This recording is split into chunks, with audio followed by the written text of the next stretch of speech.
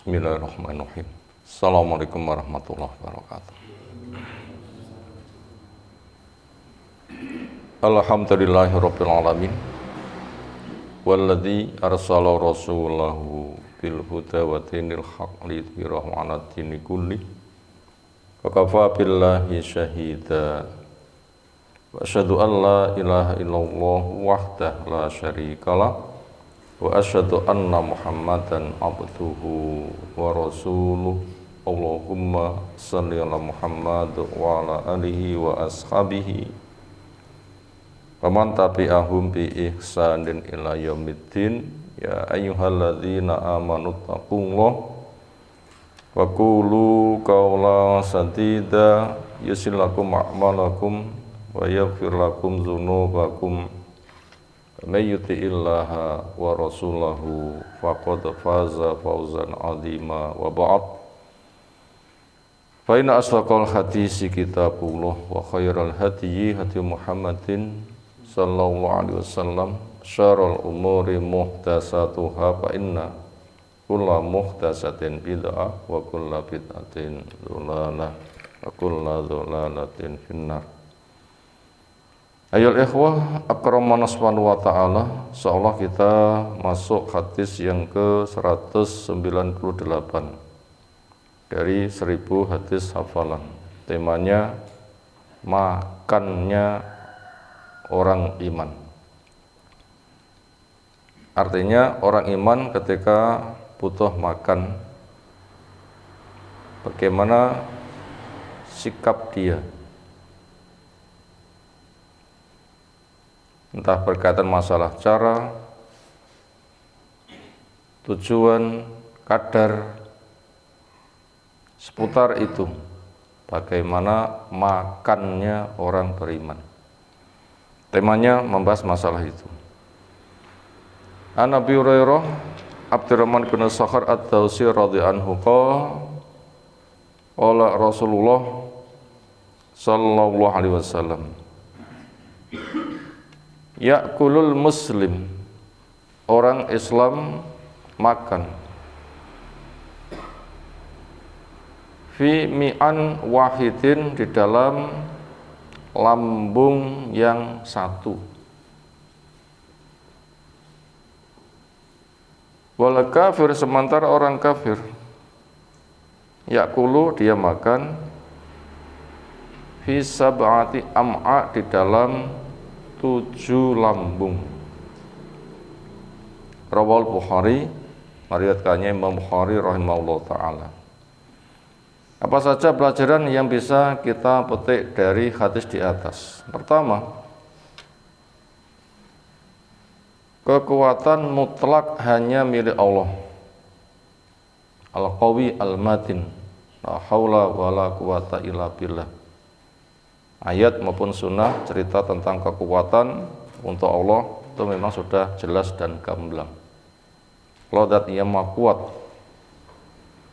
nggak ada daya, nggak ada kekuatan kecuali semata semuanya dari Allah.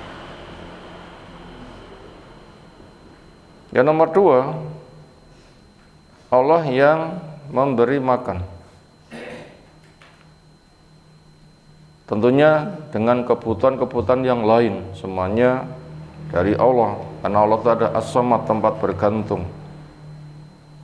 Nabi Ibrahim mengatakan kurang lebih, Allah adalah alladzi yut'imuni wa yaskin wa idza maritu wa huwa yashfin. Allah yang memberiku makan, Allah yang memberiku minum, dan ketika saya sakit, Allah yang memberikan kesembuhan. Pelajaran ketiga, pemberian Allah ada yang diberikan langsung tanpa usaha manusia, cawe-cawe manusia, ada juga yang dilewatkan sebab. Contohnya malaikat tanpa makan, minum, ternyata kuat dan kuat. Ini contoh Allah memberi makan tanpa sebab. Dan manusia tentunya juga sangat banyak. Siapa yang sibuk pada sesuatu, konsentrasi, pikiran terbawa, itu sering lupa makan, lupa minum. Tapi juga sehat-sehat saja. Bahkan Nabi kita malah bisa berhari. Karena fokus pada sesuatu, tanpa makan, tanpa minum, normal-normal saja. Demikian juga masa turunnya Dajjal, mukmin yang kokoh, gak terbawa, sehingga semua rezeki katut oleh Dajjal, ternyata makan mereka dengan tasbih, Allah bisa memberikan kekuatan. Itu contoh Allah memberikan kekuatan, manusia tidak dilibatkan. Memang Allah bisa memberikan tanpa sebab manusia. Ada juga yang dilewatkan sebab, sehingga di situ manusia bekerja, mengolah, memakan. Yang itu hikmahnya besar. Ujian kerja, kesempatan kerja, ujian mengolah, kesempatan mengolah, menikmati lezatnya makanan, sekaligus itu sebagai bahan ujian. Tetapi yang ketiga, ketika Allah memberi, ada yang diberikan langsung, ada juga yang dilewatkan sebab. Pelajaran yang keempat, di dalam alam sebab, makan adalah kebutuhan manusia pada dunianya terbesar. Di dalam alam sebab, makan merupakan kebutuhan manusia pada dunianya yang paling besar. Makanya bukan sesuatu yang aneh apabila ada ungkapan budal peteng mulih peteng golek isine weteng, seolah waktu untuk kerja. Kapan. Itu wajar terjadi. Berkaitan tentang bahasanya di dalam alam sebab memang makan kebutuhan manusia pada dunianya yang terbesar. Pelajaran yang kelima, orang beriman mensikapi tentang butuhnya kepada makan itu dalam rangka untuk mencari pahala. Karena orang beriman sadar hidup untuk beribadah. Allah yang maha kaya, memberi makan, memberi minum, memberi kesehatan. Sadar juga orang beriman pemberian Allah ada yang lewat sebab atau Allah berikan langsung.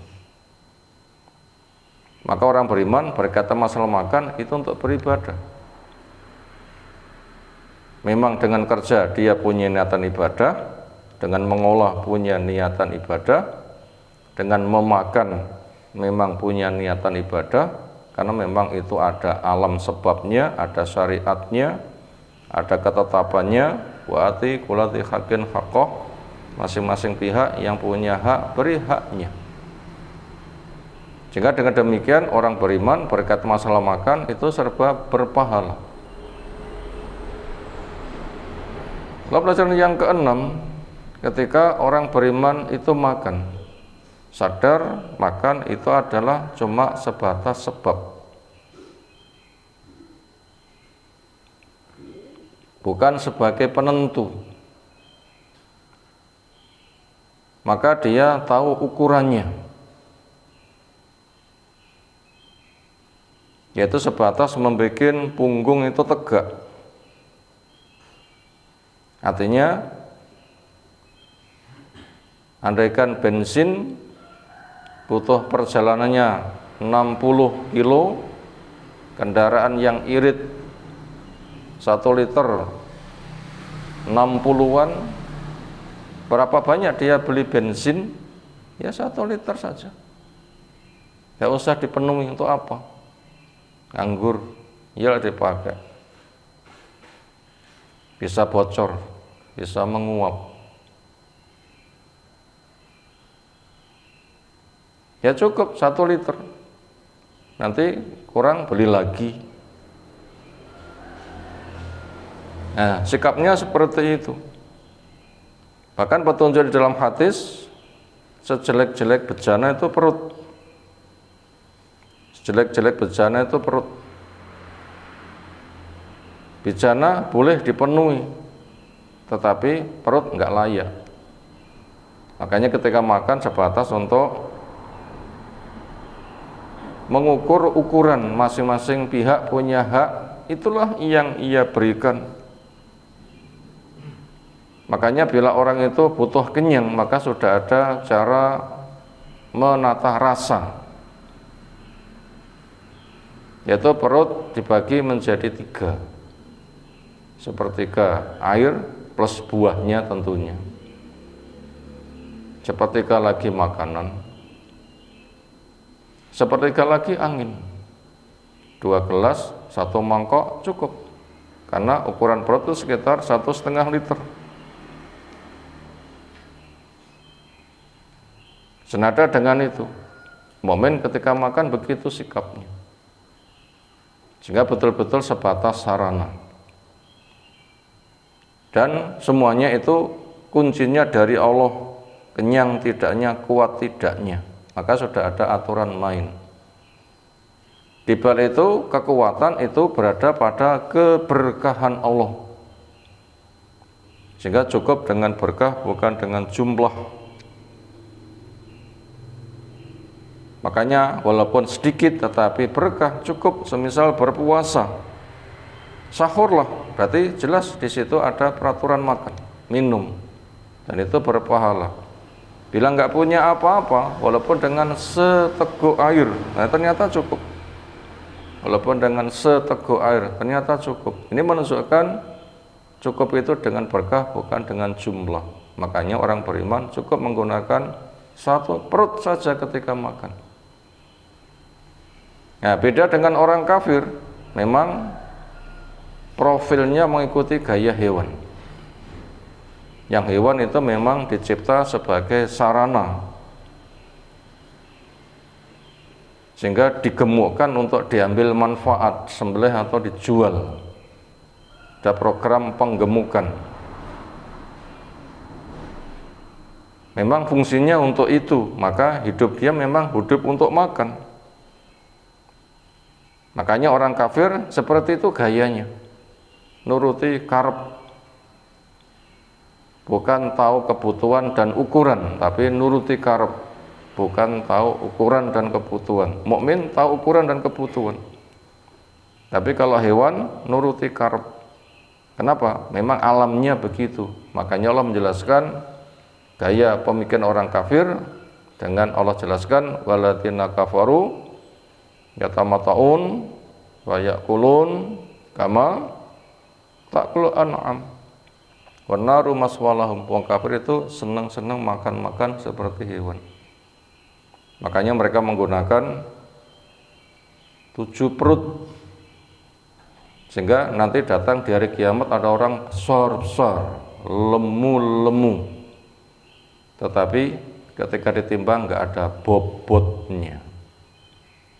Sehingga Allah menyebutkan wala nuqimu lahum yaumal qiyamati wazna. Gak disiapkan timbangan, apa ditimbang? Karena memang hidup kan untuk dunia, gak menyiapkan untuk akhiratnya, dan itu punya profil hewan. Makanya celaka masa depannya, itu orang kafir. Lalu pelajaran berikutnya, orang beriman itu ketika bekerja diniati ibadah sesuai dengan waktunya, karena Allah telah berbagi waktu. Subuh mulai kehidupan, zikir pagi bekal sampai sore. Allah berbagi rezeki di waktu pagi, itulah setelah ada urutannya dia berangkat kerja. Zuhur istirahat, pada zuhur kesempatan qailullah istirahat siang. Asar ada waktu zikir sore. Maghrib sampai isya itu waktu ribet. jaga tentara di perbatasan dengan memanfaatkan kesempatan di masjid menunggu isya dengan baca zikir, sholat, taklim. Isya itu waktu keluarga dan tidak disuka orang itu tidurnya malam-malam. Andaikan jam 10 itu sepertiga awal, itu bagian akhir. Berikutnya adalah waktu istirahat. Tidurnya untuk momen itu adalah pahala. Memang Allah memberikan hak. Waja'alna laila libasa. Kami jadikan malam sebagai selimut.